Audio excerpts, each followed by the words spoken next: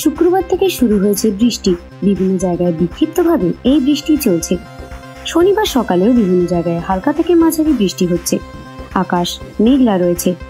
আবহাওয়া দপ্তর সূত্রে জানা গিয়েছে 21 ও 22 ডিসেম্বর দক্ষিণ 24 পরগনা ও পূর্ব মেদিনীপুর সহ বেশ কয়েকটি জেলায় হালকা বৃষ্টি হতে পারে। তবে 23 ডিসেম্বর অর্থাৎ সোমবার থেকে বৃষ্টির কোনো পূর্বাভাস নেই।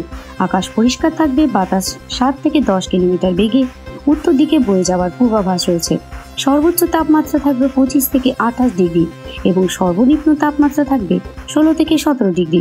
এই পরিস্থিতিতে কৃষি দপ্তরের পক্ষ থেকে আলুর জমি নিয়মিত পর্যবেক্ষণ রাখার পরামর্শ দেওয়া হয়েছে।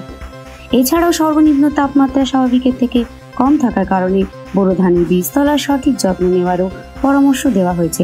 ঝলসা রোগের জন্য এখন থেকে সতর্ক থাকতে হবে। এমনকি সকাল ও সন্ধ্যা বীজতলা পর্যবেক্ষণে রাখতে হবে।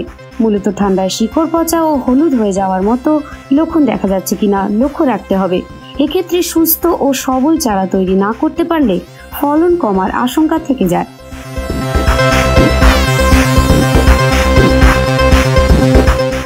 বিবি বাংলা নিউজ টিম।